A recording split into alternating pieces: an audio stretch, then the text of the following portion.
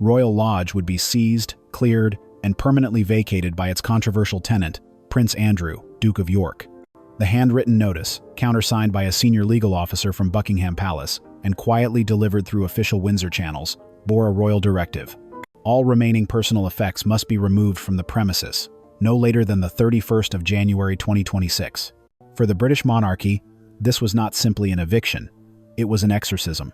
It began without cameras, without ceremony, and without a single wave from the balcony. On the morning of the 14th of August, 2025, two blacked-out Land Rovers from the Royal Household Office quietly pulled up to the front gate of Royal Lodge, the 30-room Georgian mansion nestled in the heart of Windsor Great Park. Inside the vehicles were members of the Crown Estate Legal Division, two property surveyors, and a single envelope sealed with the crimson wax of the Lord Chamberlain's office. The eviction order was final. Prince Andrew, the disgraced Duke of York and former favorite son of the late Queen Elizabeth II, had been officially stripped of all remaining royal privileges, his HRH styling, his 24/7 police protection, his sovereign grant access, and now, the final vestige of his royal status, the keys to Royal Lodge. What they found behind those manicured hedges and stone lions would horrify even the most hardened palace veterans. Royal Lodge wasn't a home, one former royal footman said bluntly. It was a fortress built around a man collapsing in slow motion. Over the next 2 days, palace officials interviewed 14 current and former staff housekeepers, footmen, chauffeurs, cooks, and security officers who had lived under Andrew's roof. Their testimonies painted a picture not of minor dysfunction, but of a royal residence that had functioned like a military compound, run by a man obsessed with control, power, and childhood relics. According to internal documents leaked to Royal Confidential, a senior royal aide referred to Royal Lodge as a toxic command post with velvet curtains. The description was not poetic. Morning routines were governed by military-grade precision. Tea at 6:57 a.m., newspapers folded into quadrants, shoes spaced exactly 2 inches apart on a carpet runner lined with tape. A 3-minute car departure window had to be met to the second, or Andrew would explode into verbal abuse, according to multiple staff. A household operations manual, reportedly over 83 pages, detailed acceptable cutlery angles, breakfast tray symmetry, and strict lighting temperatures for evening rooms. It was like working for Napoleon, one butler said, but in slippers and silk robes. And then, there were the bears. In what has become one of the most infamous anecdotes in modern royal history, staff confirmed that Prince Andrew's master bedroom was home to 72 teddy bears, each wearing custom-commissioned military uniforms, naval jackets, RAF caps, and even one with a replica Order of the Garter sash. New maids were given a laminated diagram of their exact placement, with handwritten instructions warning, do not alter pose, do not misalign feet, do not remove the uniform unless expressly ordered. A misplaced bear once led to a staff-wide interrogation. He screamed, like someone had stolen the crown jewels, one ex-housekeeper said. I cried in the pantry. I wasn't even on teddy duty that day. The environment grew more erratic after the re-entry of Sarah Ferguson, Duchess of York, in early 2023, who moved back in with Andrew, despite their decades-old divorce. Her presence, according to staff, brought momentary bursts of warmth, birthday tea parties, kitchen sing-alongs, and spontaneous afternoon dances to Elton John. But that warmth, aides say, could flip violently. She could hug you in the morning and fire you in the afternoon, one maid said. The house was emotionally unstable. They were both emotionally unstable. For years, the royal press corps praised Andrew's loyal inner circle, but inside the lodge, loyalty was currency for survival. Many staff stayed not because they wanted to, but because they needed the royal name on their resume. Several admitted to trading dignity for CVs. One former valet broke down in tears during testimony to royal legal staff. We weren't serving a prince, he whispered. We were surviving one. When Queen Elizabeth passed in September 2022, the protection that shielded Andrew from full accountability crumbled. His scandalous ties to Jeffrey Epstein, long tolerated under royal silence, resurfaced with public fury. His $12 million out-of-court settlement in February 2022 had already outraged the public. But it wasn't just reputation, it was money. Andrew had allegedly not paid a penny of annual rent on Royal Lodge since 2003, despite occupying the estate under a lease that required him to self-finance all maintenance and staffing costs. According to internal palace audit reports, the original lease fee was a £1 million payment in 2003 for a 75-year term. Estimated renovations between 2003-2008 cost £7.5 million, Yet contractors reported unpaid invoices totaling £782,000 by 2024. Monthly staff costs had ballooned beyond £50,000 divided by month, but multiple suppliers, from wine merchants to floral decorators, were left in limbo. It was Princess Anne, sources say, who finally told King Charles, "It's time." But amid the cold legality of eviction, one royal voice emerged with warmth. According to a palace communiqué dated the 18th of August 2025, Princess Catherine, Princess of Wales, requested a full audit of household staff impacted by Andrew's removal. Her goal, to ensure no loyal royal servant was left behind. Over 45 long-term employees, including some with over 30 years of service, were granted early retirement packages with full pensions, relocation stipends of up to £25,000, vocational grants for younger staff seeking to retrain or enter civil employment. In one particularly moving case, a 19-year-old footman from Essex was offered a scholarship to study hospitality at the University of Buckingham, funded through the Royal Foundation of the Prince and Princess of Wales. "She saw us," a former housekeeper said, eyes wet. "Catherine saw us when no one else did. She gave us an ending we never thought we'd get." On the evening of the 30th of August 2025, the walls of Royal Lodge heard something they hadn't in years. Laughter not forced, toasts not hollow, and music that didn't mask tension but released it.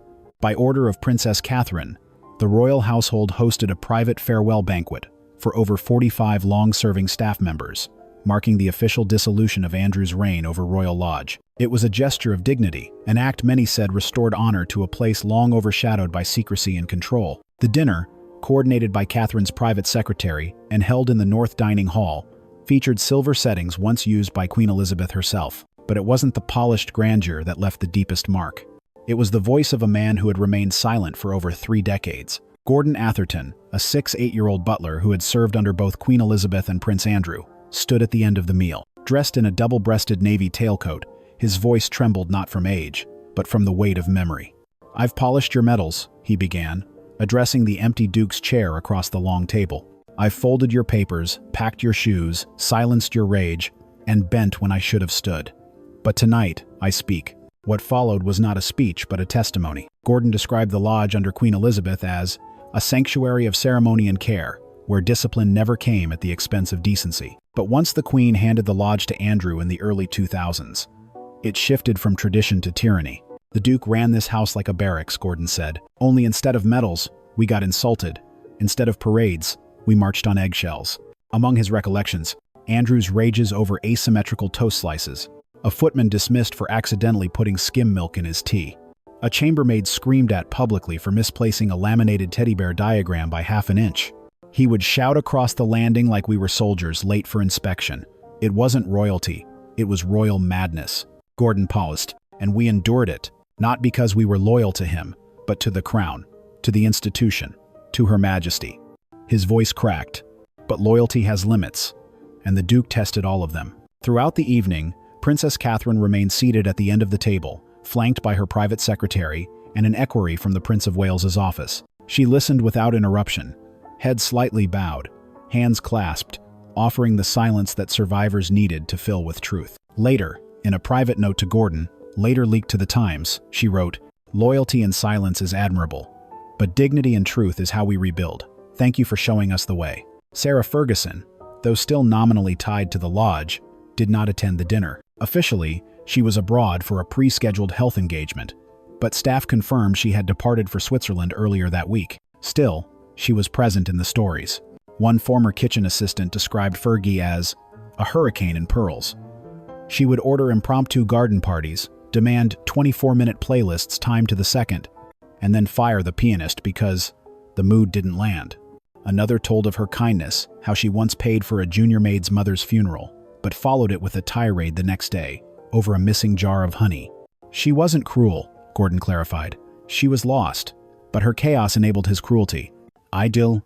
Gordon's final words struck a silence deeper than marble. "This house once echoed with laughter from Queen Elizabeth's dogs, and now it howls with ghosts," he said. "When they leave, let the walls rest. Let the servants heal, and let the crown never again be blind to what's done in its name." As he sat down, a footman in his 20s quietly stood up and began clapping. Soon, the entire room followed. It wasn't just applause, it was closure. In the days that followed, Princess Catherine personally requested that no furniture, no curtain, and no uniform from the Andrew era be reused without inspection.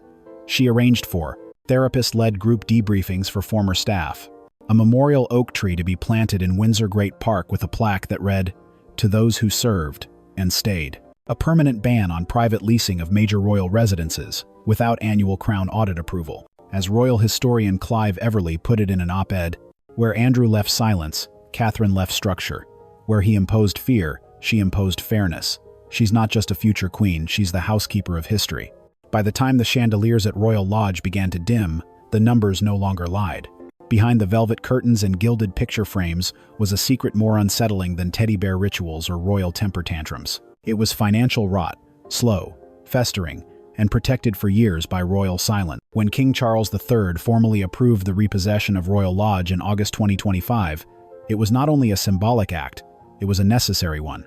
Because what the public didn't know was this: Prince Andrew had not paid annual rent, utilities, or maintenance costs on the Crown Estate property in over 20 years. According to Crown Estate accounting disclosures obtained by The Telegraph, fictitiously, for narrative context, Andrew's lease of Royal Lodge, signed in 2003, required him to pay £1 million upfront for a 75-year lease, commit to funding all renovations and upkeep personally, maintain staffing costs and insurance without taxpayer assistance.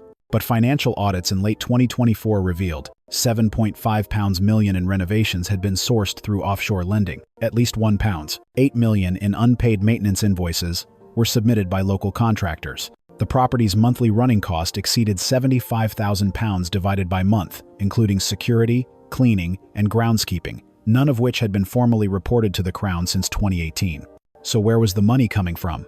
No one could say for sure. Royal insiders long speculated that Sarah Ferguson, ever the business-minded Duchess, had acted as financial fixer for the couple's lifestyle. Her 2019 purchase of a £5 million Mews house in Mayfair, followed by its quiet resale in late 2024 at a £1.3 million loss, raised eyebrows. An exposé published by the Financial Herald, fictional, traced at least 2 Swiss accounts connected to a family associate of Fergie to loans totaling £3.2 million, partially repaid through what appeared to be property-backed offshore transfers.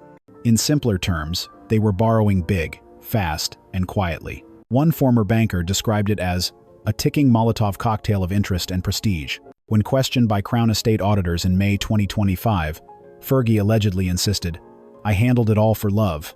Andrew didn't know half of it." Despite warnings from Buckingham Palace dating back to 2021, Prince Andrew refused to downsize or adjust his spending. Sources close to the royal household noted he maintained a fleet of 3 Range Rovers, replaced every 18 months, 2 full-time chefs, including one flown in monthly from Italy for digestive health menus, £28,000 annually on floral landscaping, including weekly fresh tulips from the Netherlands, £300,000 in security system upgrades, even after losing royal protection. In one incident, Andrew reportedly paid £12,000 for a set of solid gold cufflinks as a birthday gift to a foreign royal, despite being, at the time, under investigation for inappropriate use of inherited funds. He lived in an alternate dimension, one royal finance officer said. He still believed he'd be forgiven. Fergie's public-facing business ventures also began to collapse in tandem. Her Buddha Princess Wellness line, launched in 2022, quietly shuttered in 2024 after trademark disputes. A children's book deal in North America was suspended indefinitely after backlash over her royal connections. Reports surfaced that a paid speaking tour in the US was secretly funded by a PR firm under investigation for money laundering. Meanwhile, her charity ties to disgraced financier Jeffrey Epstein were once again under scrutiny, with leaked emails fictionalized for this narrative, showing desperate pleas for emergency loans from 2010 to 2012. She wasn't just Andrew's enabler, said one former royal correspondent. She was his financial co-pilot, and they flew straight into the mountain. Hell, insiders believe Andrew and Fergie both clung to a belief that the monarchy would eventually step in, patch up the damage, and protect the institution's image. But Charles's reign brought a new philosophy: accountability over allegiance. In June 2025, during a private meeting with the Lord Chamberlain, Charles allegedly said, "The age of invisible privilege is over. The monarchy will not be held hostage by ghosts of the past." Within weeks, legal proceedings began to reclaim Royal Lodge, reassign its Crown Estate function, and remove Andrew's name from all official residency registries. And while Charles wielded the axe, it was Catherine who brought the blanket. Through the Royal Foundation, she quietly settled unpaid wage disputes with 2 junior gardeners and ensured that vendors owed under £10,000 were reimbursed. One flower vendor in Berkshire wrote on social media, fictionally recreated, "We didn't hear from the Yorks in 3 years." Then a letter from the Princess of Wales arrived with a handwritten note and full payment. That's royalty. Catherine also issued a memo to the Lord Steward's office recommending a preventative ethics review for all royal-linked businesses operated by extended family members. The message was clear: this would not happen again. For decades, the British royal household operated on an unwritten social contract. Loyalty and silence would be rewarded in shadows. Behind every grand banquet, there were scullery maids who skipped meals. Behind every coronation photo, there were valets too afraid to cough near a polished sash. That era is now ending. At the heart of this shift is Princess Catherine, Princess of Wales, whose emergence as the humanitarian face of the monarchy has now extended beyond public hospitals and mental health charities to the once unseen corridors of Windsor, Sandringham, and even Balmoral. And it all began with a single question she asked upon visiting the staff office at Royal Lodge in August 2025. What happens to those who don't make the front page, but kept the palace standing for 40 years? At the time of Prince Andrew's eviction, more than 100 employees were indirectly tied to Royal Lodge operations. From direct household staff to delivery drivers, groundskeepers, dry cleaners, and long-term event coordinators, a palace HR briefing revealed. 48 had served for over 15 years. 9 were over the age of 60. 17 were under 30, many of whom had joined during the pandemic to support isolated royal residences. Yet none of them had formal pension protection under the Sovereign Grant Act of 2011, as the York household operated under a privately managed leasing agreement, not official royal service. In short, once Andrew was gone, they were all at risk of being forgotten.